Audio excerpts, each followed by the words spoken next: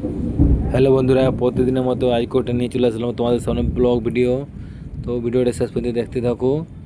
সবাইকে মঞ্জু বিশাল চ্যানেলে ভিডিও দেখার জন্য স্বাগত জানাই। সবাই ভিডিওটা শেষ পর্যন্ত দেখো। তোমাদের দিদিভাই আজকেও কিন্তু চলে এসেছে জল ঢালতে আমাদের বাড়ির সামনে ভোলানাথ বাবার মন্দিরে পুজো দেবে, তারপর জল ঢালবে।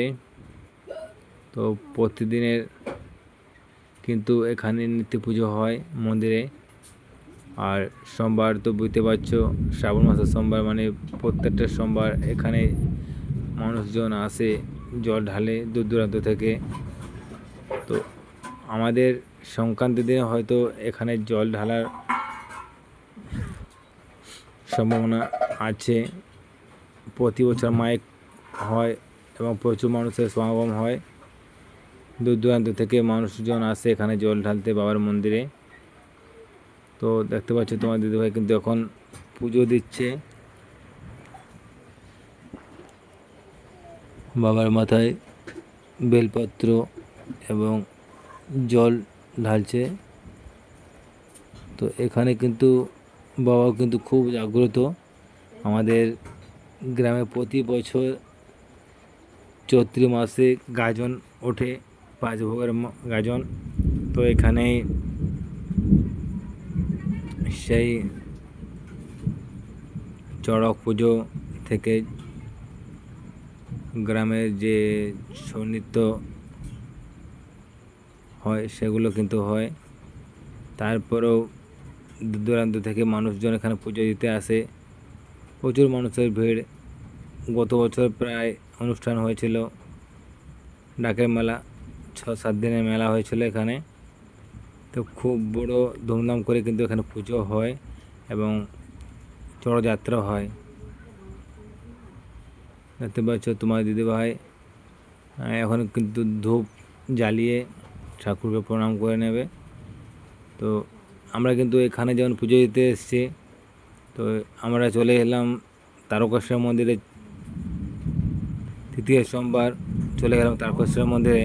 তো এত পরিমাণ তারকেশ্বর মন্দিরের ভিড় মানে বলার কথা নেই, লাখ লাখ মানুষের ভিড়। আমরা ঝাড়গ্রাম থেকে চলে গেছিলাম খড়গপুর হয়ে হাওড়া, হাওড়া থেকে সারাপুলি ঘাটে জল ডুবিয়ে তারকেশ্বর মন্দিরে হেঁটে রওনা দিয়েছিলাম খালি পায়ে। তো প্রচণ্ড বাধা কিন্তু আসার পরেও কিন্তু আমরা কিন্তু জল নিয়ে হাঁটতে শুরু করি এবং সকালে কিন্তু জল ঢালতে সক্ষম হয়। তো ওইখানে এত তো মানুষের ভিড় আর এত সুন্দর আয়োজন, মানুষের রাস্তার মধ্যে কিন্তু হেঁটে হেঁটে যায়, কোনো সময় কোনো দিক থেকে কিন্তু কোনো বাধা আসে না, মানুষজনের ব্যবহার খুব ভালো। তো আজ প্রায় জল ঢালতে তারকেশ্বর মন্দিরে আমাদের প্রায় 15 বছর হলো। তোমার দিদিভাইকেও নিয়ে যাচ্ছে, 8 বছর হলো প্রায় জল ঢালতে যাচ্ছে। তো সত্যি কথা বলতে খুবই সুন্দর তারকেশ্বর মন্দিরের ঐতিহ্য। বা আমার ডাকাতকালী মন্দির আছে, বিশ্বনাথ মন্দির আছে, কাশী বিশ্বনাথ মন্দির।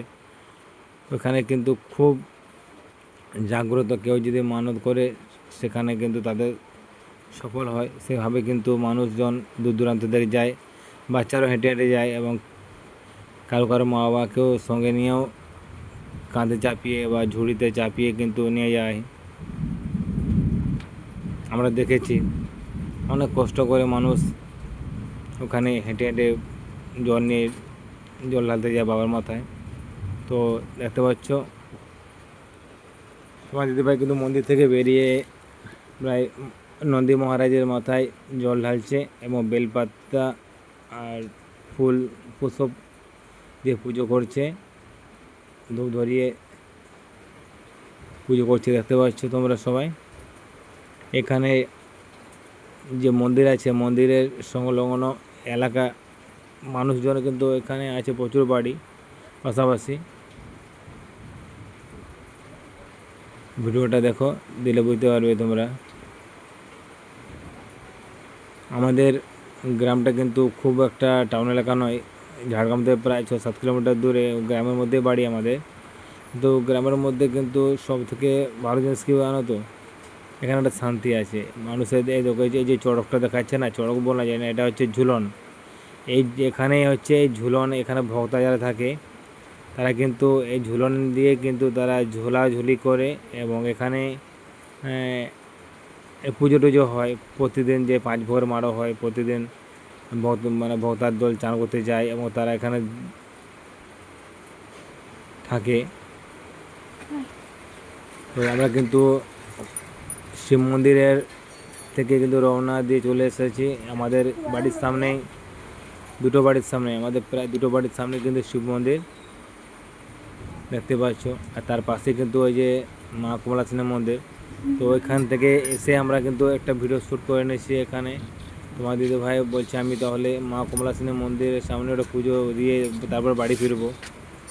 তো তোমার দিদি ভাই এই মায়ের দর্শন করে তাকে পুজো দিচ্ছে। মা কমলা সিনের মন্দির এটা 2003 সালে স্থাপিত হয়েছে। আর গত 2-3 বছর হলো একটু মেরামত হয়ে এখন একটু অন্যরকমভাবে মন্দিরটা তৈরি হয়েছে। আর এই যে দেখো, দেখতে পাচ্ছ যে গাছের তলায় যে ঠাকুরগুলো আছে, এগুলো কিন্তু আগে কিন্তু এভাবে ছিল ঠাকুর, মনসা গাছ ছিল আর এইভাবে ঠাকুর ছিল। কিন্তু আস্তে আস্তে 2003 সালে এই হাতি ঘোড়াগুলো বানানো হয়েছে। তখন থেকে কিন্তু আরও জাগ্রত হয়ে উঠেছে মায়ের মন্দির। আর ছোট্ট একটা যে বাচ্চা দেখতে পাচ্ছ, এটা তোমার ভাই ছিল, এই যে ভাইপু, এটা খুব দুষ্টু।